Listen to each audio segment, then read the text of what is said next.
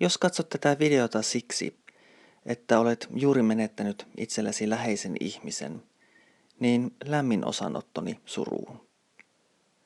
Oman surun keskeltä tuon toteamuksen kuuleminen voi kuulostaa lattealle, mutta sen viesti on se, että sen sanoja ymmärtää, että suret ja siksi toivoo sinulle voimia kaiken keskelle. Ja sitä todella toivon. Jos taas katsot tätä videota siksi, että joku lähelläsi on menettänyt jonkun itselleen läheisen, muista, että mitkään sanat eivät muuta asiaa toiseksi. Siksi sinun ei tarvitse sanoa mitään erityistä, vaan olla tätä ihmistä varten juuri nyt, kun hän suree. Kuunnella häntä, kun hän haluaa puhua, ja ymmärtää se, että suru menee aikaa. Suru tulee vierailemaan arjessa aina välillä. Ja silloin taas kuuluu surra.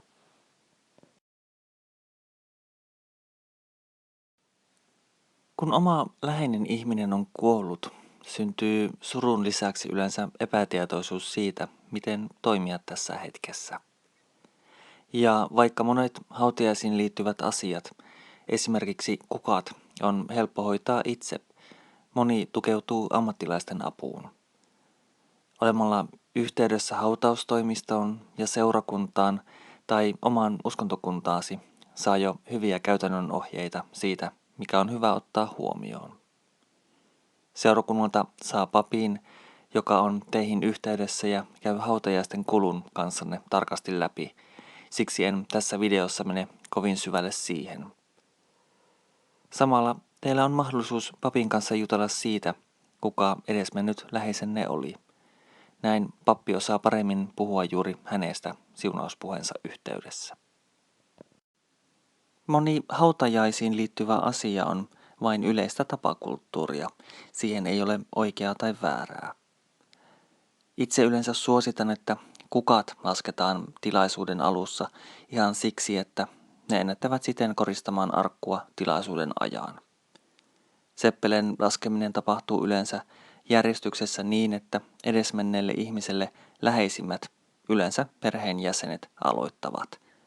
Sitten edetään kohti kaukaisempia sukulaisia ja muita tuttavia.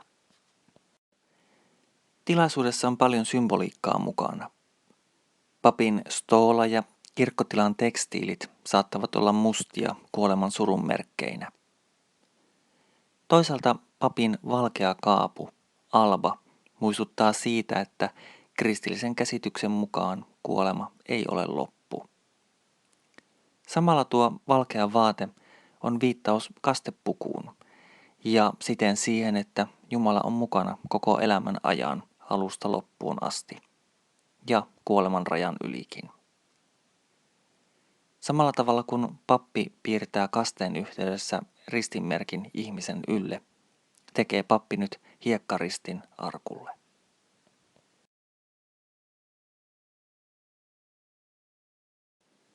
Siunaustilaisuuden jälkeen on yleensä vielä erillinen muistotilaisuus, johon pappikin osallistuu omaisten pyynnöstä. Siellä kaikilla on vielä mahdollisuus yhdessä muistella edesmennyttä rakasta.